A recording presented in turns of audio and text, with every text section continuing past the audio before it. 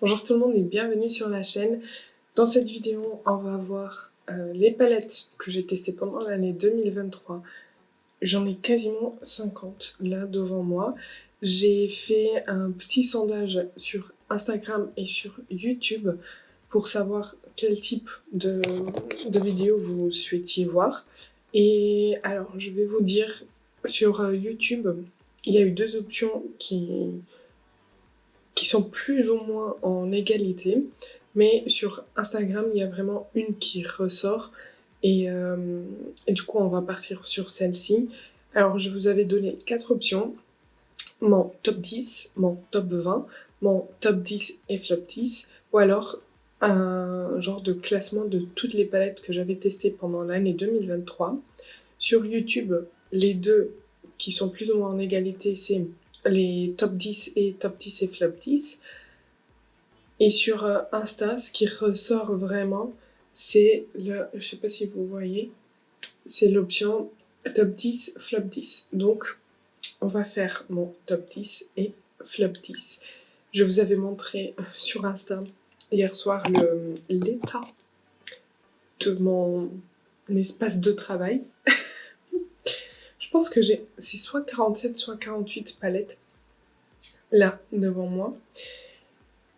C'était pas facile et je veux juste vous dire une chose, c'est que j'avais déjà fait un classement en milieu d'année avec les 23 palettes que j'avais testées sur les premiers 6 mois de l'année.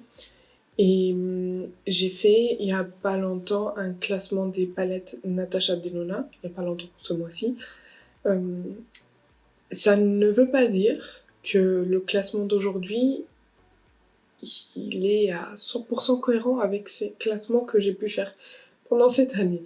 C'est juste que sur le moment, par rapport à mes envies, mes goûts du moment, les palettes que j'ai le plus utilisées sur le coup, c'est mon classement en gros du moment quoi. Donc aujourd'hui, on va voir le top 10 et le flop 10 et c'est parti. Alors je vais commencer par mes flops. Et je veux juste dire, c'est que cette année, j'ai fait bien plus attention à ce que j'achetais en termes de palettes. J'ai des palettes que j'ai pas trop aimées, mais j'ai quand même des palettes qui sont dans les flop 10 que ça passe, la qualité est bonne. C'est juste que je me tourne moins vers ces palettes. Mais voilà, j'ai fait des achats plus réfléchis et je me suis retrouvée avec de très bonnes palettes cette année et ce fut un classement très compliqué à faire. Mais voilà, donc mon flop 10. Allez. Donc, on a la palette Let's Party de chez Max More, donc les palettes que vous pouvez trouver chez Action qui se présentent comme ceci. Alors c'est vraiment du tout petit prix. L'harmonie de couleurs est super belle. Elle m'avait fait trop penser à la Glam palette de Natasha Denona. Mais mon problème c'est la pigmentation. La pigmentation n'y est pas du tout. Les irisés sont pas... Elles sont pas... Enfin, ça m'envoie pas. Je trouve que c'est une palette qui est bien pour des débutants, pour des gens qui aiment bien se maquiller mais pas avoir des maquillages très intenses. Je pense que pour ça c'est très bien. Moi j'aime bien les fards pas trop pigmentés mais assez bien pigmentés et j'aime bien aussi la paillette pour avoir de la lumière qui renvoie dans tous les sens. Voilà, donc c'est pour ça que cette palette elle est dans mes flops. Une autre palette qui est dans mes flops, c'est la palette de chez Rare Beauty, c'est la Sincerely Me et elle est dans mes flops principalement pour ce fard du milieu qui est, on dirait des morceaux. Franchement, il aurait pu être très beau s'il était aussi un peu plus clair parce que au niveau de clair, on n'a que celui-ci et il n'est pas très clair. Mais je trouve les autres 4 fards assez beaux. Mais celui-ci, c'est une terreur. C'est vraiment des petits morceaux. Je sais pas si vous le voyez dans le pan, mais voilà, il n'est pas du tout agréable. Donc voilà pourquoi elle est dans mes flops. Ensuite, on a une autre palette petit prix, la Sephora Color Shifter en teinte mauve illimité. Je m'attendais à du mauve illimité, mais en fait, le fard spécial, donc c'est une palette avec 4 fards, et celui-ci qui peut être utilisé tout seul ou alors par-dessus les autres pour les transformer. Et en fait, il n'est pas mauve, il est rose orangé, ce qui va pas du tout avec, je sais pas si vous voyez les effets, mais il est rose orangé. Et pour moi, ça ne va pas du tout avec l'harmonie de cette couleur. Je me serais attendue à un vrai rose mauve, voire mauve bleu, mais pas un orange dans une palette de mauve. Donc voilà pourquoi elle est là. C'est vraiment dommage parce que j'avais beaucoup d'espoir dans cette palette mauve. Ensuite, une palette aussi assez petit prix, c'est la Control Alt Glam de chez Colourpop qui se présente comme ceci, qui est super belle niveau harmonie, mais les fards ne sont pas si beaux que ça. Et moi, je reposais tout mon espoir sur ce fard un peu multi-effet, et en fait, ça donne rien sur les yeux, ça donne strictement rien. Je trouve que c'est vraiment dommage de mettre des fards à effet en formule un peu topper. Ça perd franchement au niveau des effets quand on les pose sur les yeux. Mais voilà, sinon les autres fards ça va, mais c'est pas... Du coup je me tourne pas trop vers elle parce que c'était vraiment ce fard qui me donnait envie. Là, on en a fait 4. Ensuite, une palette de chez Pat McGrath. Donc, c'est la palette de la collection des fêtes de fin d'année et c'est le Flow violet parce que c'est une palette qui n'a que des fards lumineux et comme c'était un Flow violet, je m'attendais à du violet. Et on est sur du rose. Et je sais pas, j'ai vraiment pas accroché. Je trouve que les fards, ils sont moins bien que dans les autres petites palettes qu'elle a sorties de cette même collection. Mais voilà, c'est pas de la mauvaise qualité, c'est juste que je m'attendais à plus de violet, mauve, voilà. Je ne fais pas dans un ordre spécifique pour les flops, je ferai pour mon top 10. Mais pour les flops, voilà, c'est juste des flops. La palette matte Cool Matte Obsessions de chez Huda Beauty, je pense que, je vous l'ai dit il y a pas longtemps, que en fait c'était un peu une déception parce que je m'attendais vraiment à des fards froids, alors que quand je travaille ces fards sur mes paupières, ils ressortent quand même très très chauds. Et en fait ça aurait été ma palette parfaite de matte avec un peu de mauve beige, voilà. Elle aurait été trop bien si elle avait été vraiment avec des sous-tons froids. Mais je trouve que les sous-tons tirent beaucoup trop sur des tons chauds. Mais du coup, ouais, c'est une palette à 9 fards mat de chez Huda. Et elle avait sorti celle-ci et une en version clairement chaude, plus dans les orangés. Mais voilà, je m'attendais à quelque chose de vraiment, vraiment froid. Ensuite, on a une palette de chez Oden's Eye, la Flora Story Palette. Et alors, la qualité, elle y est, mais comme c'était une palette de vert et violet, je m'attendais à tomber follement amoureuse de cette palette. Mais en fait, non, je ne sais pas ce qu'il y a, mais ça me donne pas envie. Je ne sais pas pourquoi. Je trouve aussi que ce fard, il tourne un peu trop sur l'orangé. C'est un fard un peu holographique alors qu'ils auraient pu le faire tourner que entre le vert et le violet pour qu'il aille avec tout, mais il y a du orange dedans, je ne sais pas, j'ai un problème avec le orange, on est d'accord. Mais voilà, j'étais un peu déçue. Je m'attendais à plus de cette palette, je m'attendais vraiment à ne plus vouloir la quitter, mais ce ne fut pas le cas. Une autre palette, flop parce que Sabrina déçue, c'est la palette Rosy Glam de chez Makeup by Mario qui se présente comme ceci. Et Sabrina déçue parce que Sabrina adore les violets mauves. Et ça, c'est un genre de fard à effet violet bleuté. Mais quand je l'applique sur les yeux, ça ne donne rien. J'aurais préféré qu'il soit un peu plus punch, un peu plus... Vraiment, l'effet soit là. Et qu'il soit un tout petit peu plus clair pour qu'on puisse le poser sur toute la paupière. Mais voilà. Voilà pourquoi c'est dans mes flops. Mais la qualité des fards, elle est bonne chez Makeup by Mario. Une autre palette, c'est celle de chez Anastasia Beverly Hills, la Fall Romance, qui se présente comme ceci. Déception au niveau de la formule des fards.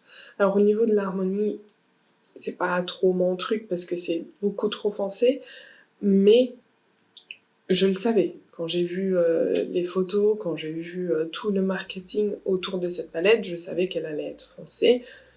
Donc ça, je peux pas lui reprocher parce que elle l'avait bien dit. Mais au niveau des formules, je ne sais pas ce qu'elle a fait, mais... Ah, c'est pas du tout... Je pense que vous pouvez même le voir. Les fards, comment... Regardez. Ils se craquellent tous. C'est pas beau. Les irisés, ils sont pas ouf. Il y a 2-3 fards qui sont beaux, mais au final, acheter une palette comme ça pour utiliser juste 2-3 fards, ça sert à rien, on est d'accord. Et puis la dernière de mes flops, c'est la Love Face Palette de chez Natasha Denona qui se présente comme ceci. J'aime 2 fards dans cette palette, c'est les 2 là. Et c'est tout. Les autres, je trouve que non. Et le blush, il est trop clair, il s'estompe, il disparaît.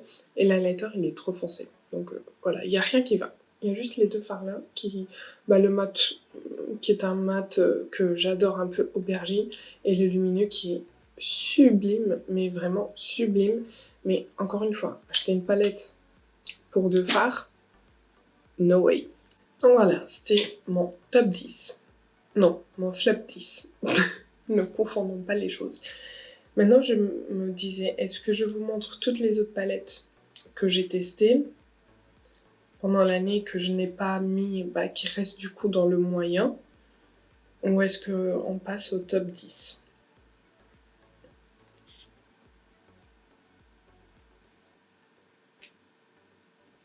Je vais vous montrer très rapidement. Encore une fois, dans aucun ordre spécifique. J'ai découvert la palette New Mood de chez Beauty Bay avec vous cette année qui se présente comme ceci. Je vais pas détailler parce que sinon j'aurai pas le temps. J'ai un bus à prendre là pour aller travailler. J'ai découvert la palette Iconic Infatuation de chez Pat McGrath. La Xenon palette de chez Natasha Denona, qui a failli terminer dans mon top 10, et il faut le dire. La Baby Gold de chez Natasha Denona. La Bronzy Glam de chez Makeup by Mario. Les 3 palettes de chez Cosmic Brushes. J'ai fait une vidéo encore ce mois-ci où je vous ai montré ces palettes. Donc n'hésitez pas à aller voir la vidéo si jamais ça vous intéresse. Et j'ai aussi fait une vidéo avec plein de swatchs de toutes ces palettes. Ensuite, on a la mini pastel de chez Natasha Denona.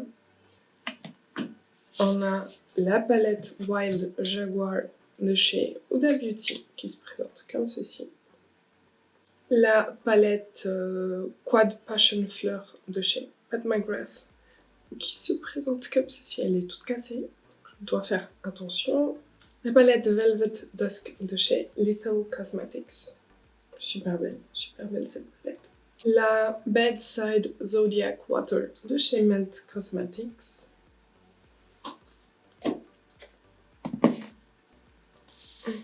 Une autre de chez Beauty Bay. Je vais tout faire tomber. La Retro Love qui est super belle aussi. Les lumineux de cette palette, ils sont juste magnifiques. Ensuite, on a la The Cozy Earth de chez Catrice. Voilà. Donc, une palette petit prix, assez portable pour tous les jours. La mini triochrome de chez Natasha Denona. La Wow in a Box et la 010 Peach Perfect de chez Catrice. Ce sont leurs palettes de 5 fards à paupières. Et j'en ai une autre. C'est la 080 Diamond Lavender Look. La Party Glam de chez Makeup by Mario. La palette 010 Copper Essentials de chez Dior Backstage. Les petites palettes de chez Pat McGrath, donc la Sunset Romance et la Bronze Ecstasy. La palette Anticipation de chez Gloss Gods. Les deux grandes palettes de chez Pat McGrath que je vous ai présentées encore une fois il n'y a pas très longtemps. La palette Sultry de chez Anastasia. La palette Beautyverse. Oh, il y a un phare qui s'est barré. Oh non. De chez Charlotte Tilbury. Et la palette Révélation de chez Fabian Cosmetics. Ce qui nous laisse avec les 10 dernières palettes que j'ai testées cette année. Et j'ai pas encore fait le ranking.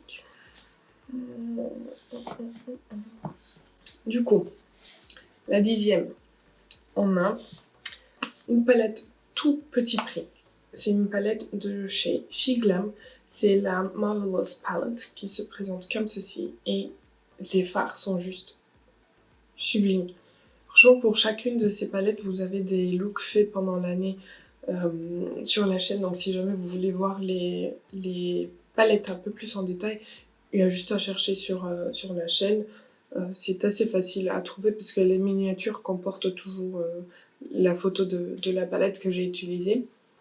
Donc, ouais, cette palette, elle est super belle. Je sais que comme ça, on dirait pas trop, mais les lumineux, ils sont sublimes, super fondants. Les mats, aucune chute parce qu'ils sont fondants également. Donc voilà, une très très belle découverte dans un prix vraiment très très très bas. Je pense qu'elle coûte genre 6 €, un truc comme ça. Donc voilà pour la 10e. La 9e, la Mini Starlet Palette de chez Natasha Denona. Une palette de 5 fards à paupières, mais super belle, super pratique à emporter avec soi. Et franchement, il y a tout. Il y a un mat froid, il y a un mat un peu plus chaud et un mat un peu plus neutre, pardon. On a un lumineux très clair, on a un lumineux un peu moyen. Et franchement, ce sent pas... Il n'y en a aucun fard qui a été créé pour cette palette. C'est tout des fards qu'elle a été piochée. C'est Natasha Denona qui a été piochée dans ses anciennes palettes. Mais je trouve qu'elle a fait un très très beau travail. Et le lumineux là, c'est l'un de ses plus beaux lumineux de tous les temps. Donc voilà, la palette numéro 9. La palette numéro 8, la New Mode de chez Sigma, qui est super belle pour tous les jours. Il y a vraiment tout ce qu'il faut. On a un beige, on a un marron, et ensuite on a plein de combinaisons parfaites à faire. Les fards sont super bien disposés. Ce fard multi-effet, il est sublime, super beau. Et franchement, la qualité des fards, elle est trop bien. Elle est parfaite cette palette. Je regarde les palettes. Je me décide en même temps. Je pense que c'est celle-ci. Donc la numéro 7, la Cosmos de chez Anastasia Beverly Hills, qui se présente comme ceci. Et franchement, au niveau lumineux, c'est trop beau. Et ensuite, au niveau des mats, on a un marron beige qui a l'air très foncé, mais ça va encore. Ensuite, on a cet aubergine qui est super beau. Mais voilà, les lumineux sont trop beaux. La formule, elle est trop belle dans cette palette Cosmos. C'est vraiment fondant, ça glisse, c'est trop bien. Voilà, numéro 7. Numéro 6, on a une petite palette de chez Pat McGrath. C'est celle avec le flot bleu. Donc c'est la Lunar Nightshade qui se présente comme ceci. Et elle est trop belle cette palette. Franchement, on peut faire des maquillages uniquement avec cette palette. On prend un tout petit peu de celui-ci pour faire le creux. On le pose un peu plus en intensité au niveau du coin externe. On pose ces fards-là au niveau du ras de cils inférieur et ces fards-là sur la paupière. Et c'est trop beau. Franchement, c'est une très belle palette pour des yeux marrons parce que le bleu fait ressortir les yeux marrons. Mais elle est très belle aussi pour des yeux bleus. J'ai maquillé une collègue de travail avec cette palette en utilisant les bleus là et c'était magnifique. Franchement, elle a eu plein de commentaires pendant la soirée de Noël au travail en disant que son maquillage était trop beau. J'étais trop contente. Mais voilà, c'était avec cette palette. Donc pour les yeux bleus, ça va très bien aussi. Parce que parfois on se dit, ouais, j'ai les yeux bleus, une palette bleue, ça va pas. Alors que je trouve que si ce sont les bons bleus, les bleus qui vont avec le bleu des yeux, parce qu'il y a des yeux bleus différents, je trouve que ça fait très beau. La palette numéro 5, la I Need a Nude de chez Natasha Denona, c'est une palette de nude pour tous les jours, qui est super pratique, qui est super belle, qui a de très beaux fards. Voilà, on a tout ce qu'il faut pour, si jamais on veut acheter notre première palette, on a tout ce qu'il faut là. Si jamais on veut une palette pour tous les jours, on a ce qu'il faut là. On a des fards clairs, on a des fards plus foncés, on a des lumineux très beaux. Et pour casser un peu le beige marron, elle nous a mis un lumineux rose et un lumineux un peu plus orangé. Et elle est très bien, franchement, pour des nudes. Ça sort un peu du nude classique. Je la trouve vraiment très belle. On arrive au top 4. Allons-y. Casse-tête. Fou. Ah, je sais vraiment pas quoi faire. Attendez. Je vais les ouvrir les 4. Bon, je vais y aller d'une façon assez logique. Parce que j'adore les 4. Et du coup, je vais y aller par versatilité des looks qu'on peut avoir. Donc la 4e, c'est la Métamorphique de chez Beauty Bay qui se présente comme ceci. Et des fards très bons, des fards sublimes, des lumineux juste waouh, incroyables. Mais c'est la moins versatile des 4 parce qu'on reste beaucoup sur les bleus violets. Donc voilà, mais elle est super belle et à un prix très abordable. Les palettes Beauty Bay ont un rapport qualité-prix juste de ouf. Je ne sais pas comment ils font, mais c'est top. Ensuite,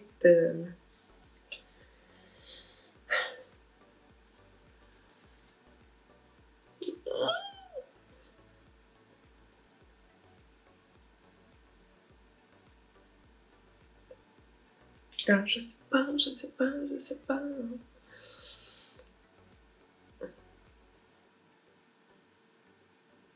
Ah, bon, on va aller sur celle-ci. La Pretty Grunge. Vous voyez que là, le top 3, dans 2 minutes, il change.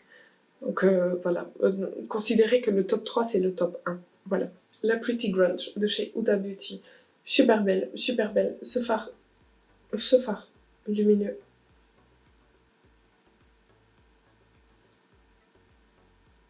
Pas de mots pour le décrire. Mais voilà, c'est une palette, encore une fois, un peu nude, mais pour une fois, elle a réussi à nous sortir une vraie palette de froid. Parce qu'elle est vraiment froide pour le coup. Il y a juste les 2 fards là qui sont un peu plus chauds, mais pas si chauds que ça. Donc voilà, elle est super belle. On peut faire des maquillages très foncés, des maquillages plutôt clairs, des maquillages très smoky, des maquillages très classiques, des maquillages très travaillés, des maquillages très simples. Elle est super complète, mais on reste dans les nudes, voilà. Et maintenant, les deux dernières. Bon, ça va changer par rapport à mon classement de l'été. Donc en numéro 2, on a la Yucca Palette qui se présente comme ceci. Et au niveau des fards, c'est la meilleure qualité que Natasha a pu sortir de toutes ses palettes. C'est vraiment celle-ci, toutes les palettes que j'ai, et j'en ai quand même une bonne quantité. Je ne les ai pas toutes, mais quasiment. Vraiment, c'est au niveau de la qualité des fards, c'est la meilleure. Au niveau de l'harmonie, c'est une palette que j'ai adorée. Je la porte encore aujourd'hui. Je trouve que même si on fait des maquillages verts, ça reste très glam, très portable. Elle est trop belle et pour l'automne, elle est superbe. Enfin, franchement, trop belle, trop belle. Elle est magique cette palette.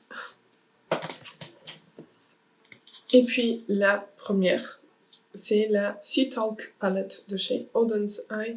Donc celle-ci. Et pourquoi j'ai décidé de la mettre en premier aujourd'hui? Parce que c'est la plus versatile des 4 là qu'on vient de voir.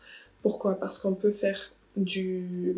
Je viens de mettre un doigt dans un fard, sinon c'est pas drôle.